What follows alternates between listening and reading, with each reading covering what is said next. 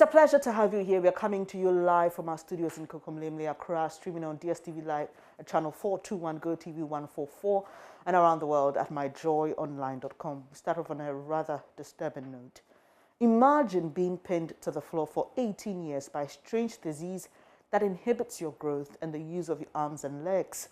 That's the reality of 18-year-old Gideon Kwame Fafa Afinya, who was struck with a spinal condition at 3 months and has not recovered since.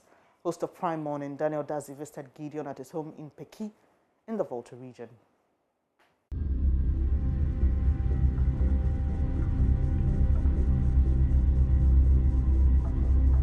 What have you been doing for the past 18 years? I'm sure you've been working or schooling, definitely living and growing.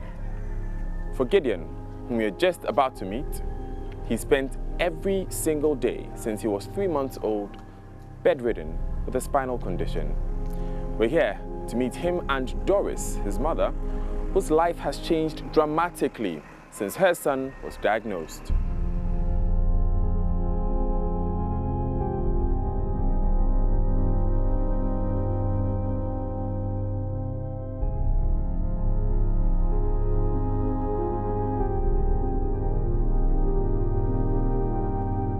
Gideon lives at Peki, Avetile, in the Volta region with his mother Doris and grandmother, who is also bedridden.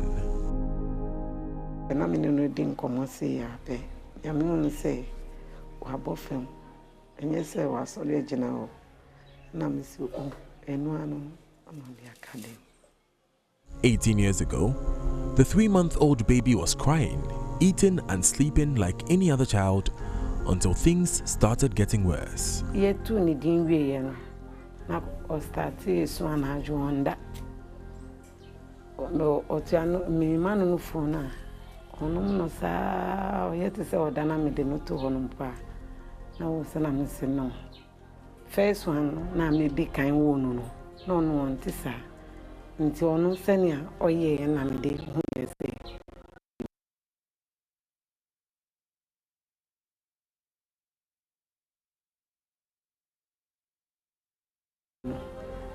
share say the spinal cord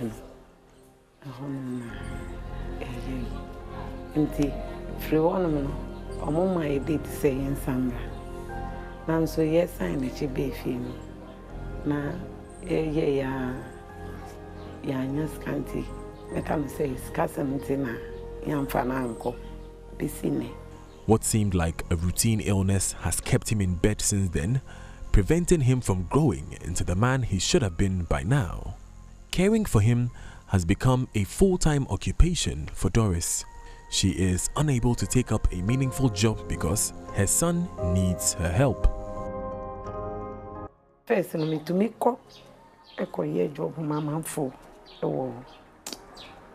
be a distance, a move train kakra. Now, maybe war no. 90 centi a mamma to me ko baby me hwe e bia me ko baby a ji se kuto ni sana obi a friend say obi be hwe ma me e bia aha ni haya se se me pese me ko echi aja no se nso kom de no onso ana onye sign bia ma obi mu say e bia nso kom de no na se mi ana me hu senior or see minimity on some macron sama na kaninti minim say we here we yes semi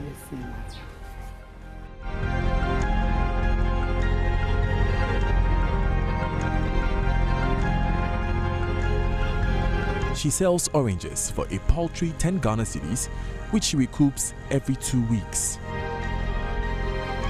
We one.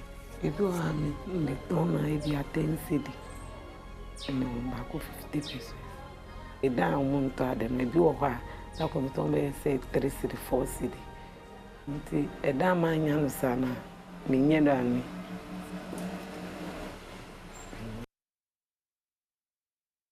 That's the story of Gideon Afinya. Well, head of social welfare at the Kolebu Teaching Hospital, David Lamte, says Gideon must visit their facility immediately to seek health care, no matter the state of their finances.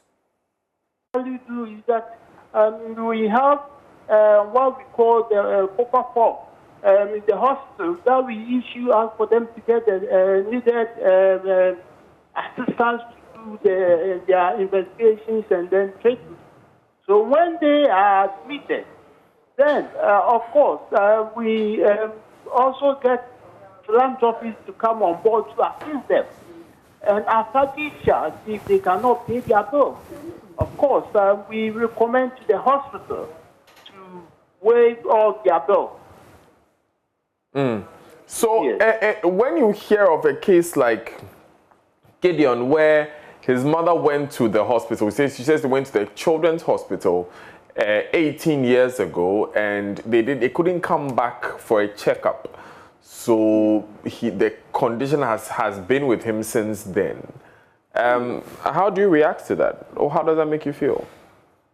Well, normally what we do is that we make inquiries as to why they couldn't come back.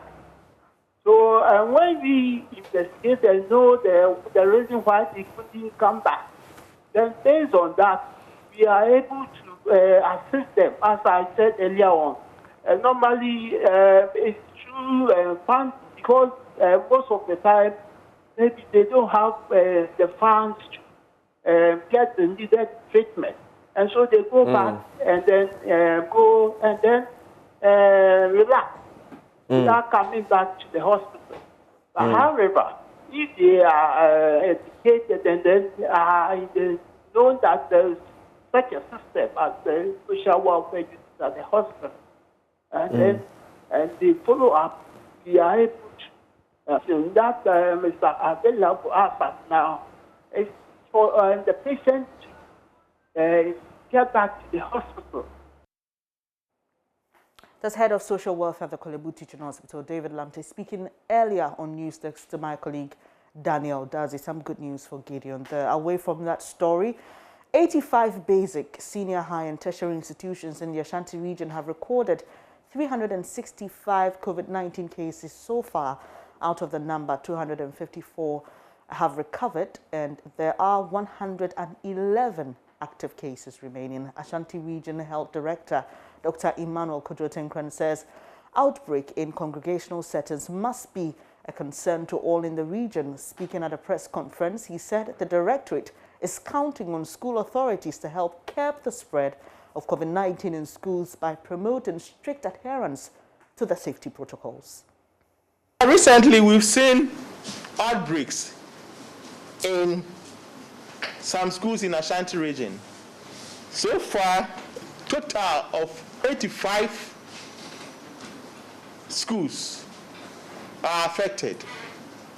85 schools. This includes basic and then senior high schools. We've recorded 365 infections in these schools. So far, we have a total of 254 recoveries. Active cases are 111. And as at now, number of schools with active cases is 25. It's always a worry if we get outbreaks in the schools, because the schools are congregate setting. And one infection is likely to spread to the whole school. So it's very important that the school authorities and then the management ensure that the protocols that we've put in place are adhered to in the schools. Unfortunately, this is not what we are seeing in most of the schools in Ashanti region. Because we were thinking that even if the public is not adhering to the protocols, when you move into the senior high schools where the system is regulated, at least the management, the teachers, and then the school children should at least adhere to the protocols. And that's we are not seeing in the region. The Ashanti Regional Director of Health has also been given an update on the progress of vaccination in the region. So far, we've immunized 454,897 people in the Ashanti with the first dose. Those that have received both the first and then the second dose is 161,454. You've seen that we have a difference of 293,431. These are those who are waiting for their second dose. So you know that as far as the vaccination is concerned, our coverage rate, the vaccination coverage rate is very low. And with this low coverage, I don't think if we don't adhere to the protocols, the vaccination will help anybody. Because until you've vaccinated close to 80%, between 60 to 80%, you can't say that the vaccines can help in any way. So the vaccination coverage, as far as the region is concerned, with all the challenges that we are facing, shows that we need to back up as far as the protocols are concerned. So we don't have any choice now. The only choice we have is to adhere to the protocols and guidelines that we already know. The first of the protocols is wearing of the face mask. That one is non-negotiable. It's non-negotiable as far as you are in public, whether you are in public or whether you are in private. If you wear the face mask, it will help you. So for now, our choice number one is to ensure that everybody in this region wears the face mask. I'll come back to do more COVID stories. Let's do this one now. Officers of the Ghana Immigration Service, together with Operation Calm Life, has intercepted 608 parcels of a substance suspected to be Indian hemp at Wulitoji in the Hohoi district of the Volta region. The arrest was made on Sunday, July 25, 2021. The suspects absconded and abandoned their Toyota Haze vehicle. The Volta Regional Commander of the Ghana Immigration Service, DCI Peter Nentu, joins us with more details. Thank you so much for your time this afternoon, sir. First off, let me find out how your team got information about this vehicle carrying these substances.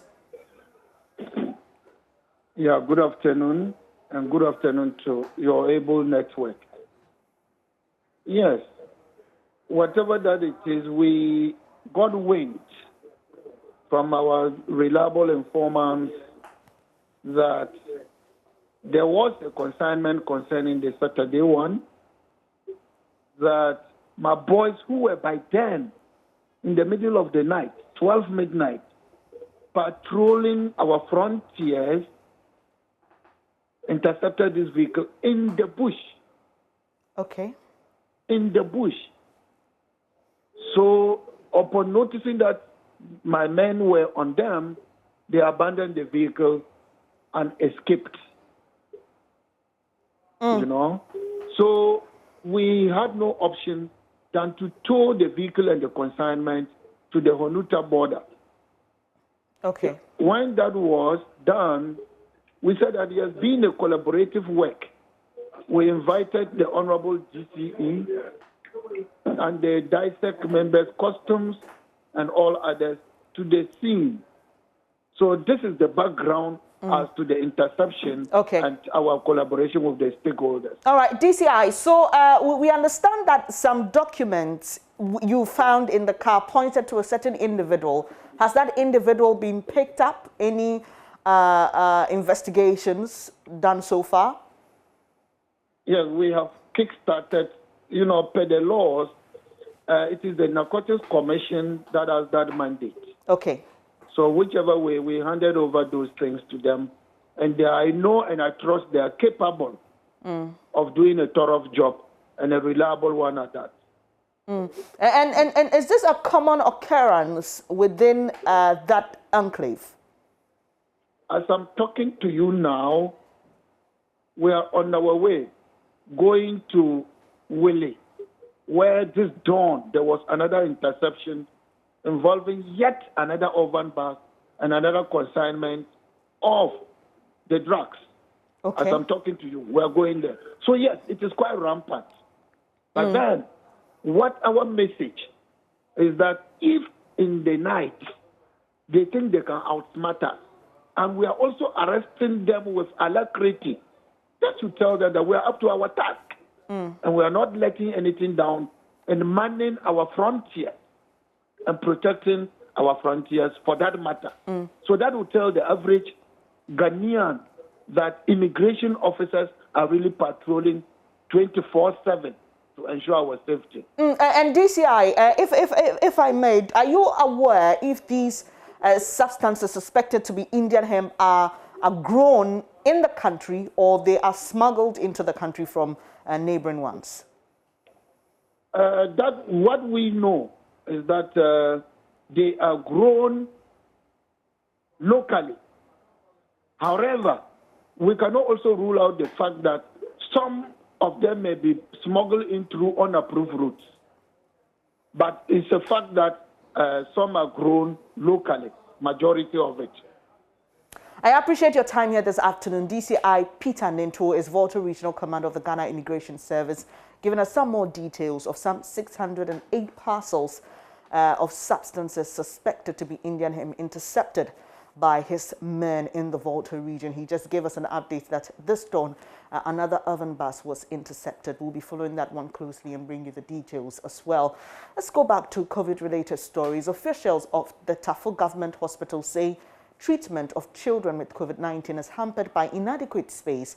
They say the creation of a separate isolation center for children, though beneficial, has been difficult. Medical Superintendent Dr. Kwame Adjaman wants urgent steps taken to address the challenge as the citizenry is encouraged to adhere to safety protocols. Nana Aljuma has more in the following report.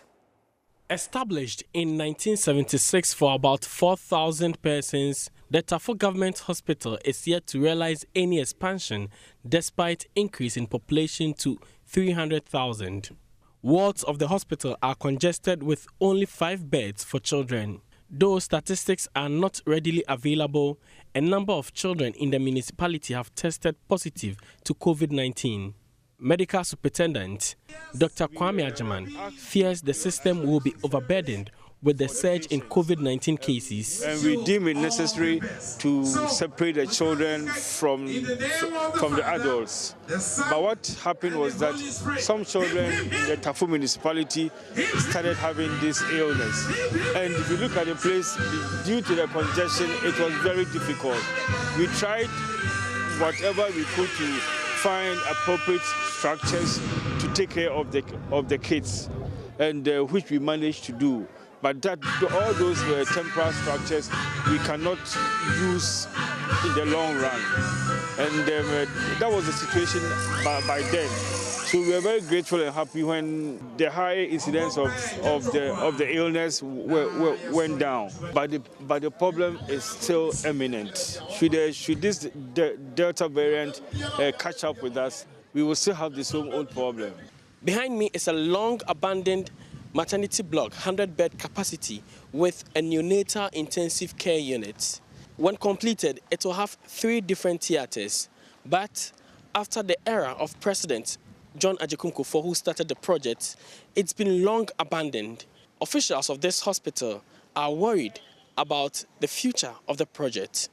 Meanwhile, the youth organizer of the New Patriotic Party, Henry Nanabuache, is leading efforts to construct a 28-bed capacity children's ward with a neonatal intensive care unit. He describes the gesture as his birthday gift to the community. I also walked around the hospital and I noticed that for the children's ward they have, the existing one, we are talking about only 3 beds. And from the medical director, you notice that this hospital serves 34,000 children. So putting up this year is most critical and it's going to serve a lot of people. For Joy News, Nana Aljuma reporting. Away from COVID but still on health, from today, children in 5 Bono East districts would receive life-saving seasonal malaria chemo prevention treatment, which involves giving children under the age of 5 full malaria treatment courses intermittently during the malaria season. This intervention is being introduced to the Bono East region for the first time in 5 districts with the aim of preventing malaria in children. Correspondent Anasa Bit, who was at the launch of the program, has more in this following report. Seasonal malaria chemo prevention has been identified as an effective strategy in areas with a short malaria transmission season. Here in Ghana, the malaria control program has since 2015 implemented the SMC in the 3 northern regions with the sole aim of preventing malaria in children during the high malaria transmission seasons. This life-saving intervention is for the first time being introduced to some 5 selected districts in the Bono East region. Dr. Paulina Apia is the Deputy Director for Public Health at the Regional Health Directorate. Starting from the 26th of July, which is Monday, Bono East region, we are going to administer anti-malaria medicines, amlodipine and SP, to children 3 months up to 59 months. In 5 of our districts, Sene East, Sene West, Puru East, Puru West, and Kintampo North. And the reason why we are doing this is because studies have shown that during the rainy seasons in this district, malaria transmission is very high during this period for this particular district. And so there's what we call the seasonal malaria chemo prevention, which is a strategy Ghana is implementing. It started from the northern part of the country, because that is the time that you see that children during that time, during the rainy season, get malaria the most. And evidence also shows that in Bono East region, for the districts that are close to the northern region, that same climate is there. Regional Health Director Dr. Fred Admarko Boateng is optimistic that the move would help minimize malaria amongst children across the selected districts in the region. We are going to have this for 4 months, which we call 4 rounds. So in the month of July, we are going to start from 26th July to 1st August. That will be the first. Then the next month, we are going to do this for 4 times, which we call the 4 rounds. We will give the children some medications. So that is what the seasonal malaria chemo prophylaxis is about. Special guest at the launch of the program and Bono East Regional Minister Mr. Kwesi Edujan lauded the move and called on stakeholders including Nananom to support the exercise in order to achieve the target of reducing malaria in children. And that's a bit with that report. To some other stories now, government has inaugurated a new governing council for the University of Ghana. The 20-member council is to be chaired by former Chief Justice Sophia Ekufu. The announcement and swearing in of the council follows the expiration of the old one on May 31, 2021.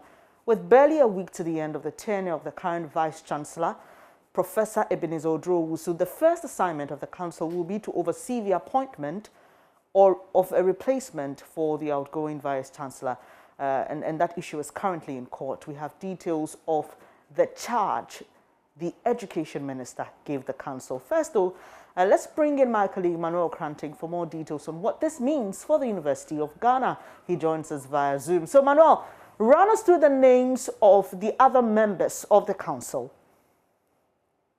Yes, so Ben, the council is a 20-member council, which is to be chaired by Justice Sophia Ekufu, retired.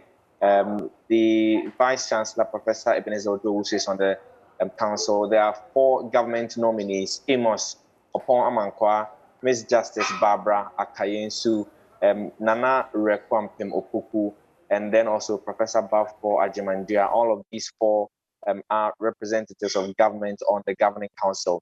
Then alumni representative, who is the alumni president, Mr. Richard Obeng Okra.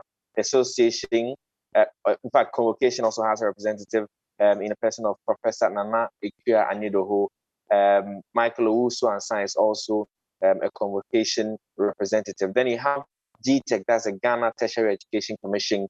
It's represented on the council by Professor Mohammed Salifu, and the Vice-Chancellor of an African university. And of course, according to the statutes of the University of Ghana, the governing council must have a Vice-Chancellor from another African country. And so Professor Paul Tiyambe Zeleza is also on that And then a representative of CHAS as a Conference of Heads of Assisted Senior Secondary Schools, Mrs. Anastasia Comfort Ottery. Then Dr. Samuel Inkuman is local president for the University Teachers Association of Ghana at the university. Of course, Kwame Bianco is the SRC rep on the governing council. Mr. Adolfo Yao Kwache is GRASAC president, who is representing GRASAC on the council.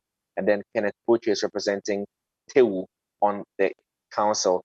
There are 4 pending appointments which are to be made by the governing council right after it has been inaugurated. And so by way of the membership of the committee, that's what you have, Bernice. Just quickly, tell us what series of events preceded the announcement of this council and what this means for the university's administration. Indeed, Bernice, the University of Ghana's Governing Council, just as all other statutory boards and committees, had its mandate expired on January 6th. But as it will be, government through the Ministry of Education give an extension of its mandate up until May 31. And that extension was also, elapsed. And so for about a month or so, there was no substantive governing council of the university. It's interesting to note, indeed, that the university's academic calendar runs through from August 1 to July 31. So today being July 26, you indeed know that we have just about 5 days for the university's academic calendar to end. Now, that academic calendar ends with the tenure of the current Vice Chancellor of the university, Professor Ebenezer Odro-Owusu. And so the Governing Council, having been inaugurated, has a critical duty to, as it were, within the next 5 days, see to the appointment or selection of a substantive Vice Chancellor who takes over from Professor Ebenezer Odro-Owusu. Now, right, Manuel Kranting, they're giving us details of this development. Well, Education Minister Dr. Yawose Duchum wants the council to ensure the university achieves its aim of becoming a world-class institution. Inaugurated the Council of University of Ghana, and they are going to take over as the council and manage the affairs of the university as by law required. The council, chaired by former Chief Justice Sophia Akufo and other distinguished individuals supporting her, is going to do a marvelous job for the university, and we have full confidence in them as they've been appointed by the President of the Republic. So that is the ceremony that you just witnessed, and I'm hopeful that they will take care of a number of issues, challenges facing tertiary education generally, making sure that we have a more rigorous general education requirement, so that when the students come out, they have the critical thinking skills that will enable companies to hire them. So that is a charge that we have laid at the feet of the council members, and we've also asked them to understand that we live in a global society, and the global competitiveness of University of Ghana should be their concern. Now, away from education, over 60 state-owned enterprises are today signing a performance contract with the State Interest and Governance Authority for enhanced evaluation of their mandate. The event, being witnessed by President Akufo-Addo, aims to ensure that the SOEs commit to good governance and enable authorities fully assess them on the targets they've been committed to. Elton Brobe joins us with details of this. So, Elton, beyond he witnessing this particular event, did President Akufo-Addo mention anything in particular to the managers of these SOEs? So, Bernice, the event just ended. In fact, the ceremonial part, what is left is for them to now look at the targets that they have committed to and how best they work to achieve them. Now we have 126 state-owned enterprises, only 71 committed to the performance, target agreement. Now the penalty here is that if you're unable to meet it, either as a CEO you can be sacked, and you may lose your bonus, and other punitive actions that the State Interest and Accountability Authority under the leadership of Stephen Asamoah Boateng have proposed. Okay. Now, it also came to light that since 2015, some 44 state-owned enterprises have simply failed to submit their financial statement to the Finance Ministry, which is a requirement of them at the end of every fiscal year, but they have not been doing so. We also been told that some are in bad debt. Combined, they posted a total loss of almost 600 million Ghana cedis. Now, President Akufo-Addo says that SIGA should have been in place. But this is the time that they are doing it, and they are hoping that they will use the agreements that have been committed to by the CEO to help turn the state-owned enterprises around. Because according to government, can no longer be securing loans for them to run. And then at the end of the day, they are also posting loss, which means that there's poor governance, there's lack of leadership, and there's conflicting goals by the state-owned enterprises. They are hoping that SIGA will have a uniform goal that should be, be played by all the SOEs. And they have agreed that when this is done, they'll be able to stand on their feet and help government in its developmental agenda.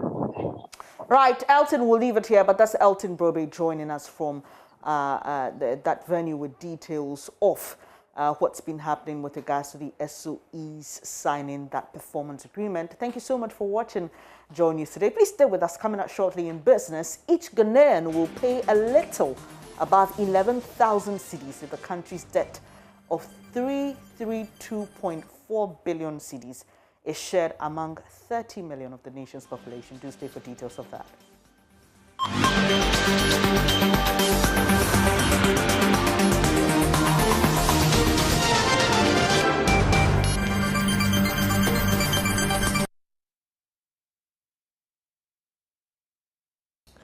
Hi, good afternoon. Time for business. My name is Darryl Kwao. Each Ghanaian will pay a little above 11,000 Ghana cedis if the country's debt of 332.4 billion cedis is shared amongst 30 million of the nation's population. That's according to latest data from the Bank of Ghana. Now, part of government's plan to ease the debt burden is to mobilize more revenue, but our debt keeps piling up. Head of Finance Department at the Valley View University, Dr. Williams Pippa, emphasizes government still needs support from the International Monetary Fund to manage the debt situation. I mean, it's shown that there's a little bit of increase in businesses transaction in the country. There's a significant strength in terms of businesses, especially external transactions. So which government will either maintain the rate, that is my gut feeling. There's a slight decline in the prime in the rate set by government for the last 2 months. The rate has been going down, which is good for businesses, which means that interest rates will be dropping. So I'm sure they will not have a major policy rate change today. All right, so you just heard Dr. Williams Pippa actually addressing the issue to do with the monetary policy rates that is supposed to be announced by the Bank of Ghana. The committee has been assessing the state of our economy. We are expecting an announcement as to whether they are going to change the rate from the 13.5% that was announced about 2 months ago, or they're going to maintain it. But most analysts believe that they're going to maintain the rate. So now we can hear from Dr. Williams Pippa speak about our debt situation and the need to go back to the IMF for some support. It's a major concern for every government, how you manage your debt. What I noticed from the budget which was read was that government was trying to make sure that he has a balance of the debt, 50% from domestic, 50% from external. If government is able to do that, sometimes it's good for the country. But from the central bank's report, the last monetary policy, we noticed that the domestic debt was gradually increasing, and which becomes a major effect on our economy. That's what brings the crowding out effect. What as I've been advising is go to IMF and World Bank for some funds, which as I mentioned, government is waiting for this big boost in money to come into the country. In that case, it becomes a cheaper source of funds. Our interest rate will not, interest payment will not increase as we are expecting. It also boosts. If we're able to do external, it will boost our reserves, as we have seen, and it stabilize the economy for some time period.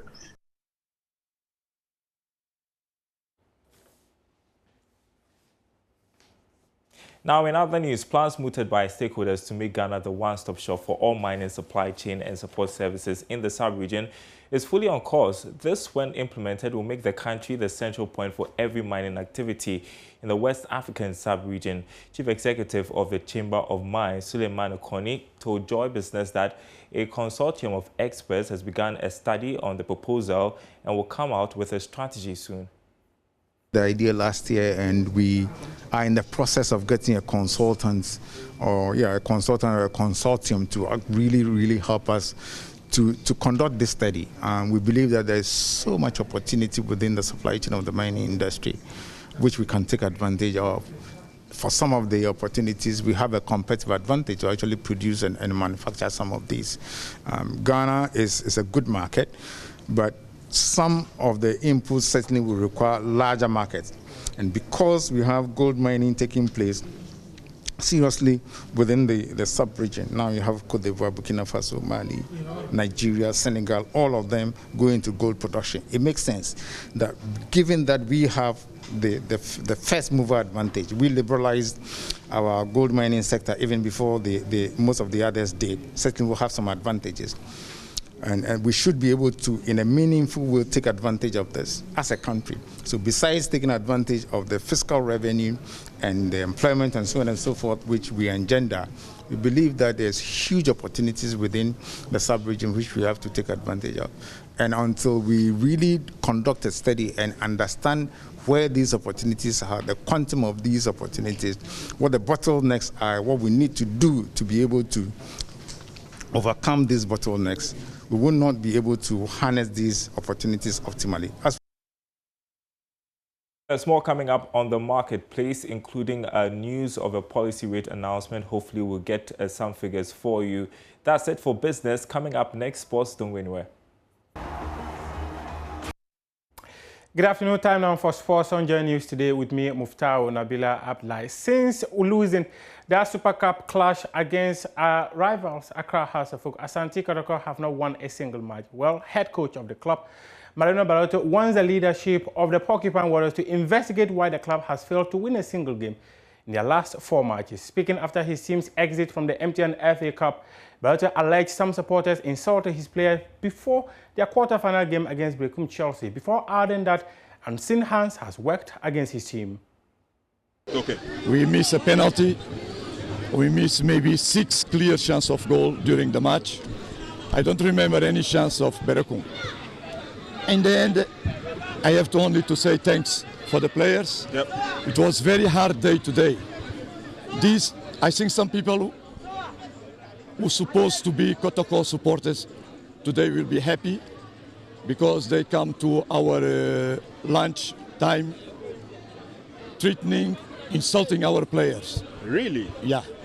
So most of the players, today they wouldn't like to play.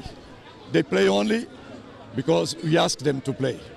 Wow. So I think for this guy who come to make these things, they are happy because they get what they are looking for, making everything to us to don't win. So congratulations for them.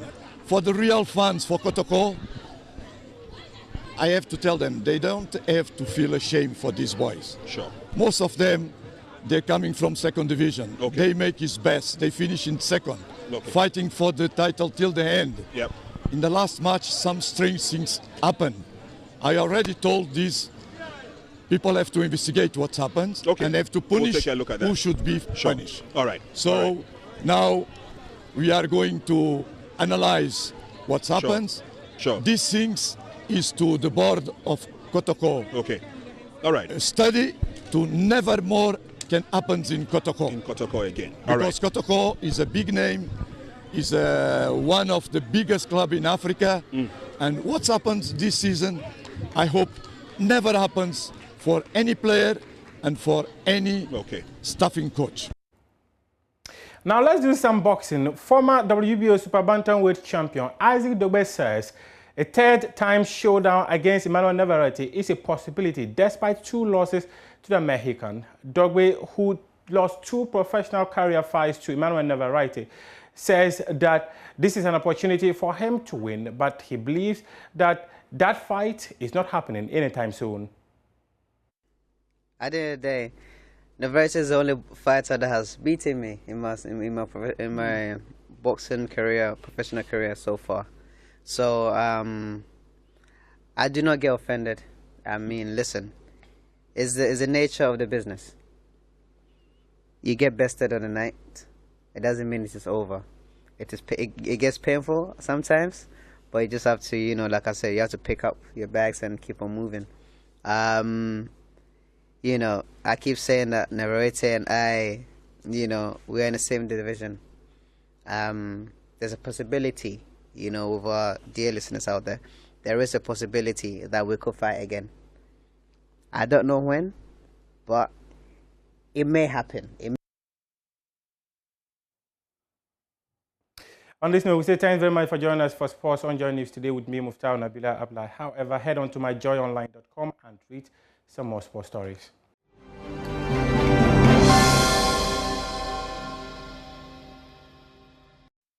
Meanwhile, highlight musician Akwaba has been explaining to Joy News why he calls himself the lighthouse of Ghana music industry. He tells Joy News his genre of music, and considering the work he puts in, one can never help but notice his presence. I think it's about time that we see what it is when it comes to music in Ghana. Truth is, it took me some time to really accept what I'm saying, but then now I fully accept it because I feel the kind of things that I do, the kind of music that I churn or put out there are songs that can go global, that can stand the test of time, that can hit the Grammy Awards, hit anywhere, and then would lift Ghana up. So if some are rather having the attention and not the good thing that we are doing, I have to talk about it. I have to let people know that, no, you guys are here, but then I am the lighthouse. You get my point? That's where, you know where lighthouse is? It's always by the sea, deeply rooted on the ground. No matter the waves and stuff, it's still there. And that is me, highlight for you.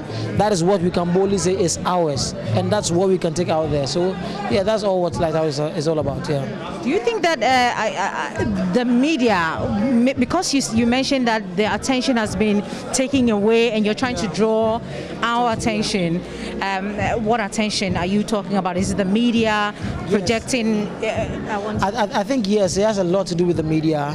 Yeah, because you're big boom boom cha and stuff, they're going to play and stuff, but then, hey, we barely understand what Midday says, what Yusundu says, but we still love their songs.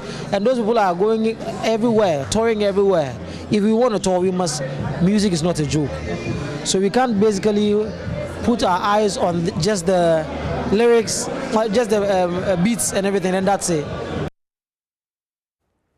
On that note, we end showbiz here on Joy News today. My name is Becky. Over to you, Venice. Thank you so much. I guess you are the lighthouse of showbiz reporting here in Ghana. That's yes, Becky with everything entertainment. Well, that's how we end this edition of Joy News today. Really appreciate your company. Do log on to myjoyonline.com for more news.